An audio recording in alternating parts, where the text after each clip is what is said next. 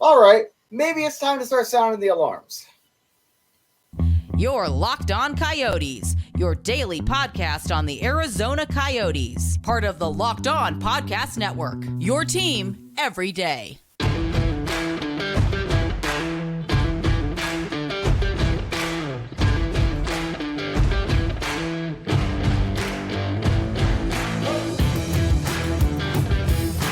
Welcome to the show, everybody. This is Locked On Coyotes, your number one daily podcast on the Arizona Coyotes. Today's episode is brought to you by Game Time. Download the Game Time app and create an account. Use the code LOCKEDONNHL to get $20 off your first purchase. Let's get into today's episode because it is it's like a just this one hurts, Matthew. Shane Doan is leaving the Coyotes. I'm not even hurt. I'm just mad. Like when I first saw the rumored reports, I was like, oh, that really can't be accurate. Then you see confirmed reports from Kevin Weeks, and well, Weeks has gotten a couple of things wrong with the Coyotes relocating so far. Doesn't mean he gets a lot of things wrong. And then it's confirmed even by Craig Morgan as of like 10 minutes ago before recording. Yeah, no, it's serious, and it boils my blood because pretty much the reasons he's leaving we kind of already knew, and it was such an easily fixable thing that I frankly I'm disgusted. All right, Donor is Captain Coyote. He's the face of your franchise. He hasn't played since 2017, and he is still the face of hockey in this damn state. That man should have whatever truck backed into his farm or whatever the hell property he has over in the East Valley, and just barrels of money getting unloaded there. Like, whatever you want, however, we're going to keep you here. But no, he's going to Toronto to be not even the assistant GM, the assistant to the GM. You're telling me you couldn't have made up that position to have him work under GMBA? Like, you couldn't have just, hey, we'll give you the exact same position here to maintain your franchise face? Are you kidding me? Yeah, no, there's just so much to it, and it just doesn't surprise me in any way that it came to this point. Unfortunately, I mean, look, the Coyotes gave him a ceremonial role, the chief hockey development officer. And again, it was a ceremonial role. He just practically did nothing, but except just be the face of the franchise. That's about it. Which, yes, it's true. Is he the face of the franchise? Yes.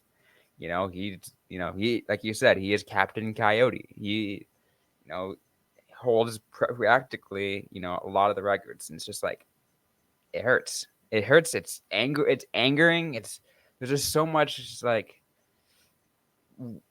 thinking, what is the front office doing? The fact that they didn't try to fight to keep him here. It's infuriating. There is no excuse. There is nothing. There is no answer you could give me. I was definitely harsh on Twitter. I will admit that when I was like, yeah, essentially like fire the actual assistant GM to give Dome the job. That was being a little unreasonable and knee jerk on my part. However, giving him the title of assistant to the GM and letting him be more involved, he's your franchise face. If it wasn't for Doan, and I've said this for years, and I'll maintain it for years, the Coyotes aren't here because we've always had him as the lightning rod. And I'm almost as disgusted as when I heard the reports back around 2017 when he was essentially forced to retire because Chaika has a meeting plan with him, doesn't even sit down to eat with him, just, hey, yeah, we're going in a different direction, and walks out. The disgust I am feeling is very similar to that, because this was as easy as we'll give you that title and that job here. And they didn't do it for Shane Doan. Yeah, exactly. Right. As we've discussed too, we were kind of, like, I was talking about a lot of different things about, you know, the just arenas and whatever, and I was kind of making making the side comment, well, it's like whatever arena, even though Doan is no longer like a player on the team and he just has the role, whatever he is, whatever ceremonial role, whatever arena built, like whatever arena it is, it's to me, even though it would have been Morello's money, it would have been, a lot of advocacy from another team, it still would have been the house that Shane Doan built. Mm-hmm. It would require a Shane Doan statue.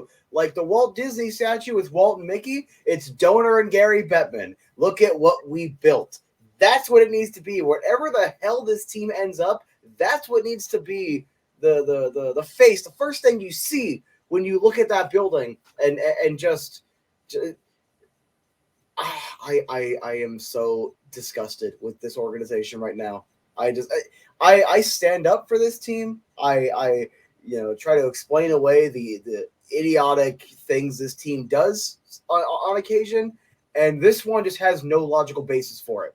All right, and it's easy to go doomer and say for some reason this means the team's relocating. No, this really does come down to him wanting a bigger role, not him thinking the writing's on the wall. Because if he thought the writing was on the wall, I think it would have got done a little sooner than it did. But you have to maintain Donor. You just I'm almost at a loss for words. It's just I just want to yell expletives I'm not allowed to say on this program.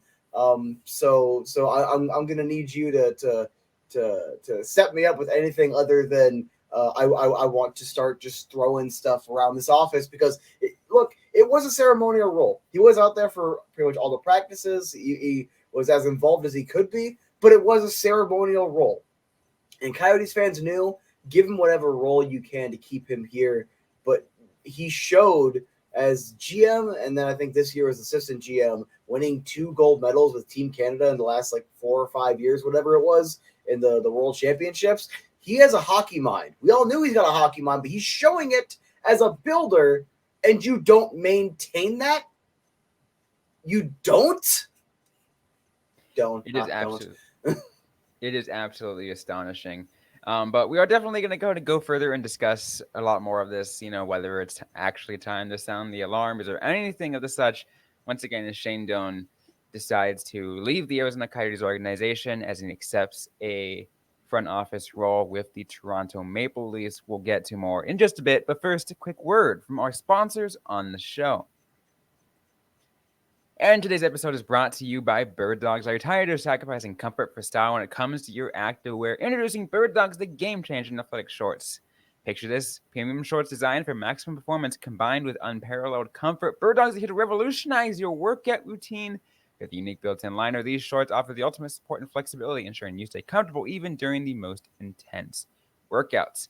Here's the best part. Bird Dogs are more than just workout gear. They're versatile enough to take you from the gym to the street without skipping a beat.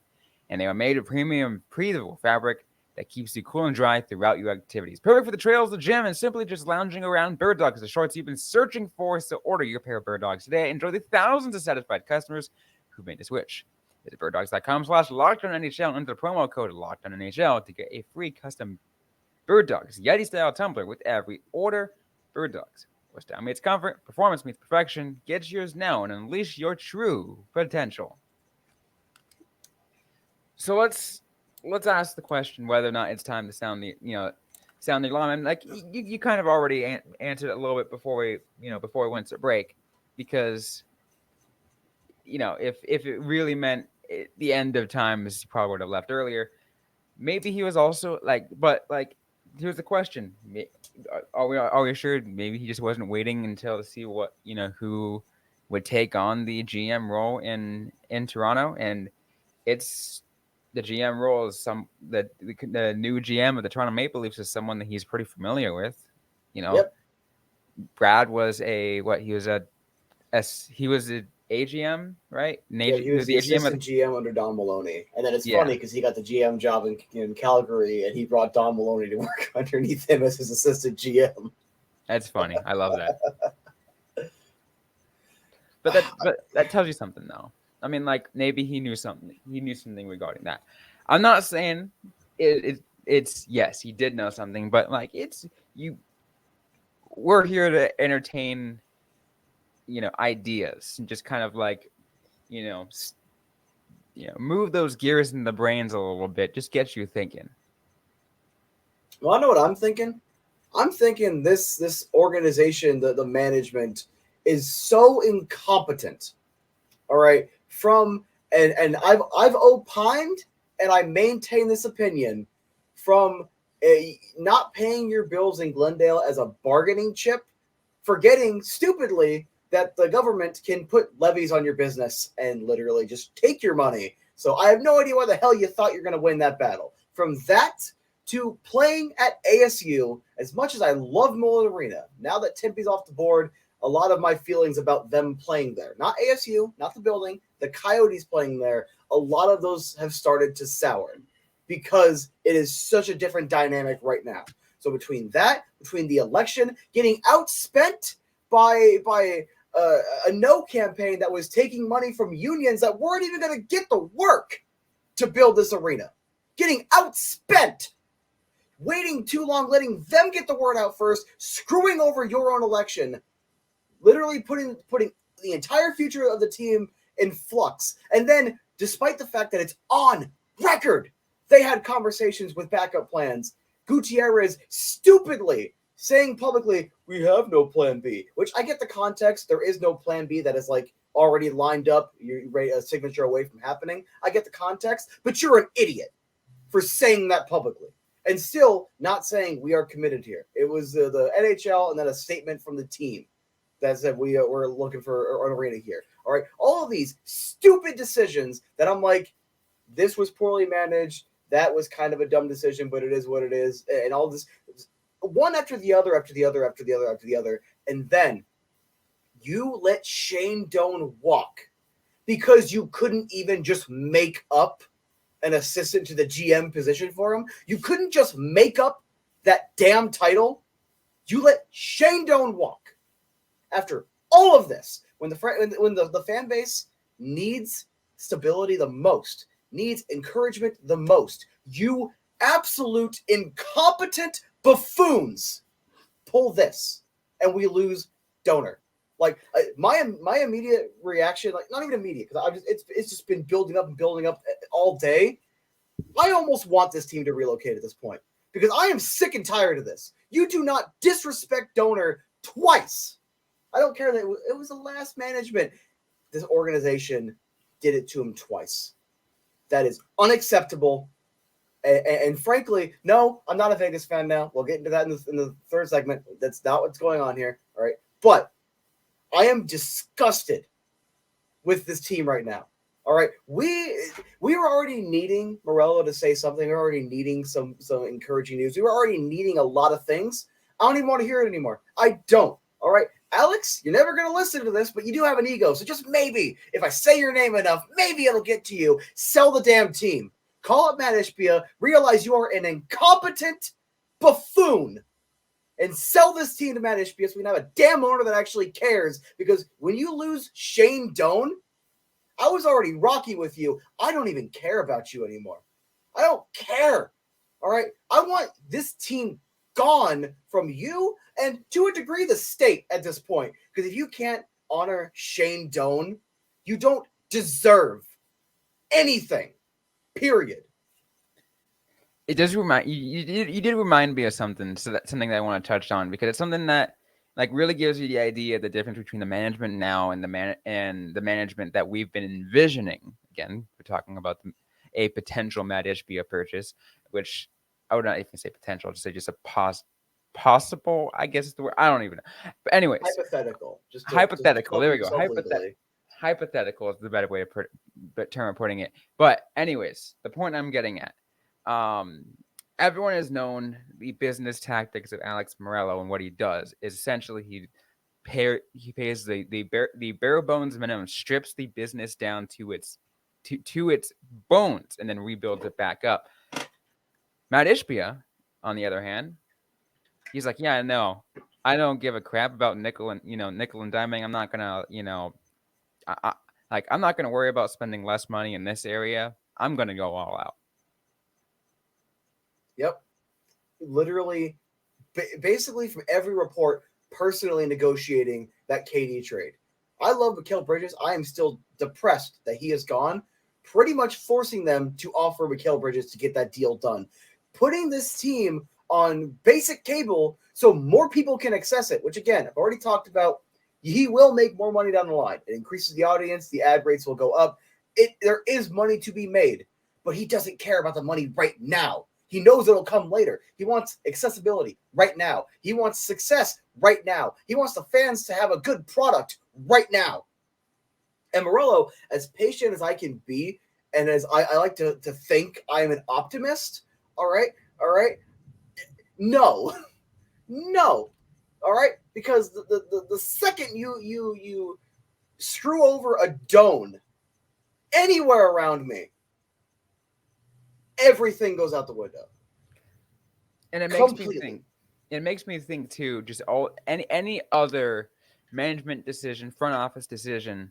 You mentioned TV, and I actually kind of do want to bring that up too, because, like, look, I think the MLB I think is taking over the Diamondbacks broadcast in some way because Bally Sports is going belly up. They did it with San Diego. I'm not sure if they're doing it with the D-backs yet, but you're on the same, like you're giving accurate information on what the MLB is starting to do. Yeah, they're starting to do that with any broadcast that are associated with Diamond Sports, aka Bally Sports. The Phoenix Suns and not Ishbia. It's like, you know what, we're just going to go ditch RSNs altogether, and we're going to do our own little broadcast package with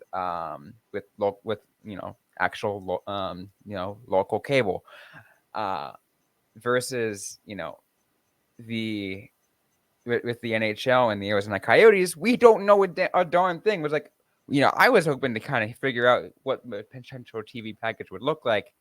If Bally Sports is the problem, right, it is in a major financial situation right now, how can you trust the Arizona Coyotes to make a decision to stick with a bankrupt franchise to broadcast their games as well so they can make more money? That's not going to happen. I know we don't need to hear. We're not hearing anything about it. And the thing with that is that bankruptcy was months and months ago. At this point, we should have had something. At least a hint of something. It's gonna, and this is not inside information. It's going to be like a streaming service. It's going to be really overpriced, and it's not going to end up being worth it. And I am right now sick of it. Right now, we had an owner with the potential, this sky-high potential that immediately gets us, Kessel and Hall, and tries to push for winning and has that good first impression. And then every single thing, including those moves, blowing up in their face. Every single thing. And like, we get to see the flip side, and we get to see a good owner. Like, we've already had to deal with the Bidwells. We had to deal with Kendrick, with the D-backs, and at least, like, things are finally starting to go in a good direction. He's still cheap, but, like, he's willing to spend a little bit on certain things to get certain positions. So we're having a little bit of some improvement there, I guess. But then, like, Morello easily should have been the best owner in the entire state because he has the most money out of all of them. Then Ishbia shows up, who's a basketball guy, really likable guy so far, and every single movie he's made has just been from a desire to improve, to give the fans what they want, to be more pro-consumer. And then I look over here at someone that should be doing the exact same things, and we got a new shoe line. We got $40 hats that just have an A with an outline of a sun on it. Hey, we worked with this fashion designer for all these expensive shirts and hats. They are literally tourist trap designs that I could get at an Albertsons for $10. But that's what we're working on. Not securing the damn arena, not maintaining our front office properly. Like, the only thing so far that have not blown up in their face that he's done that has been good was getting into bed with ASU in the first place, because that was a really smart decision to try to make an impact in Tempe, and the improvements and investment into the scouting staff, because that is already paying off and bringing in GMBA. Everything else is blown up in their face. I am so beyond done. All right. But you want to know what I'm not done with?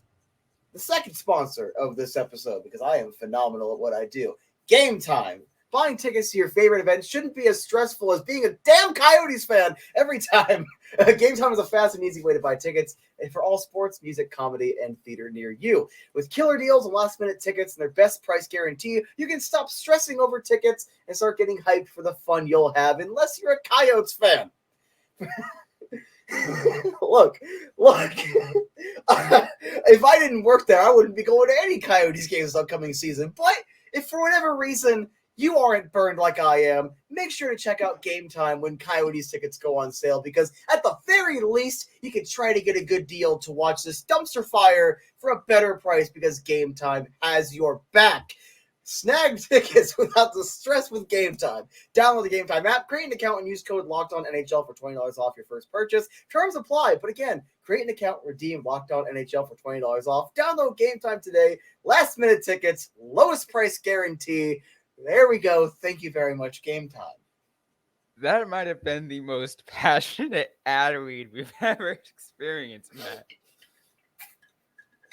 We're either going to get a nastygram or we're going to get like a praising email. We're going to get either free club tickets to a D-backs game from Game Time, or we're getting a nastygram and I might be off the show.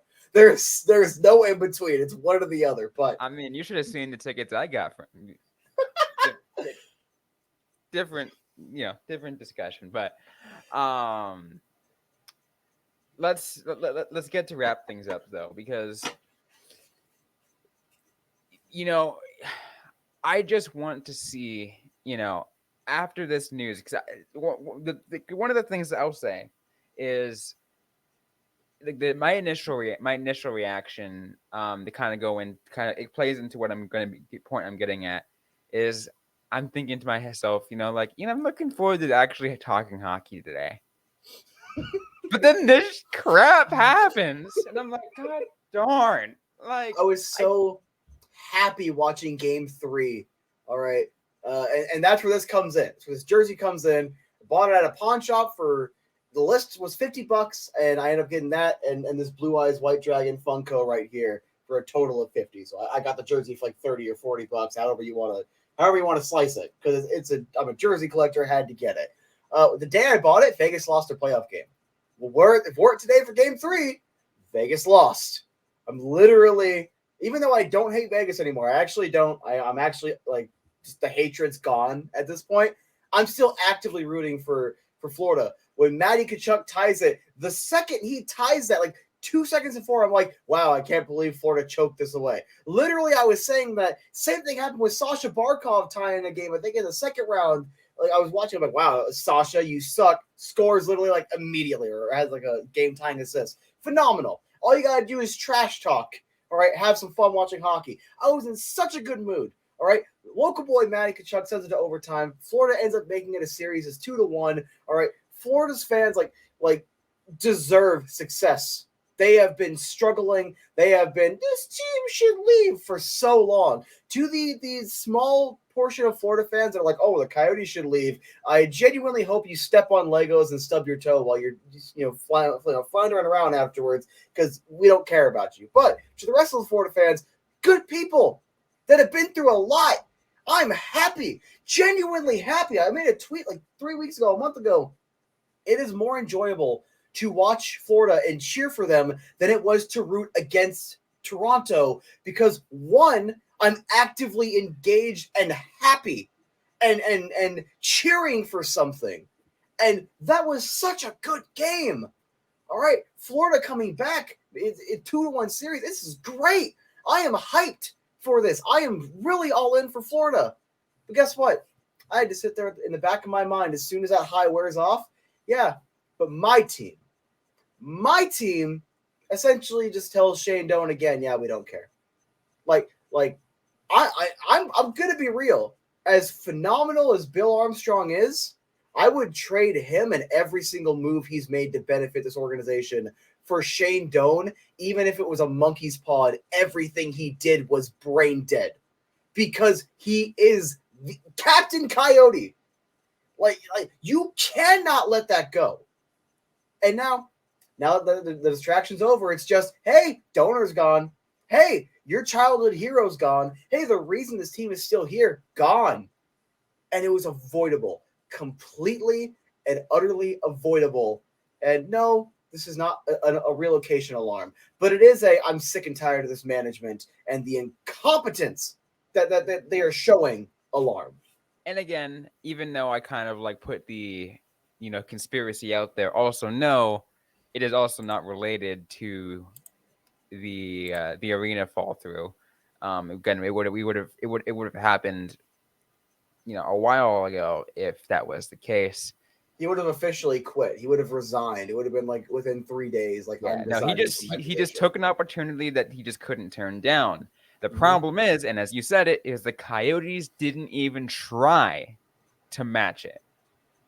Or at the very least, there has been no reports indicating they attempted. And considering how much he loves the desert, if they could have lowballed him, and that man would have probably still said yes because he loves it here. Let's just sign off for the night. All right, I 4-1. A new Sonic game was announced. My Vegas jinx worked. I'm just gonna cling to the good things and get ready for work tomorrow. Where I don't want to be up at 6, whatever, 5:30, whatever the hell. I don't want to be up, but I gotta be. I don't want Shane Doan in Toronto. I'm gonna wake up and Donors in Toronto. Thank you very much, Mr. Morello. Done. Go away. Done. Wrapping it up. Well, that's going to be it for today's episode of the Locked On Coyotes podcast. If you like what you heard, don't forget to leave a review. Like, comment, subscribe if you have yet to already. We are available everywhere you get your podcast, including on YouTube and the SXM radio app. Just search up Locked On Coyotes. We're also on social media. Be sure to follow us there and interact with us. We're on Facebook, facebook.com/LockedOnCoyotes, and on Twitter at LO_Coyotes. I'm personally at Robin_Leonio. Matthew Jacobson is at the AZ Sports Guy. Interact with us, ask a question you might have. We might answer right back or on a future episode of the Locked On Coyotes podcast. Thanks again, everyone, for listening to today's episode. Hope you guys are staying safe out there. Hope you guys are staying healthy. And don't forget to howl on.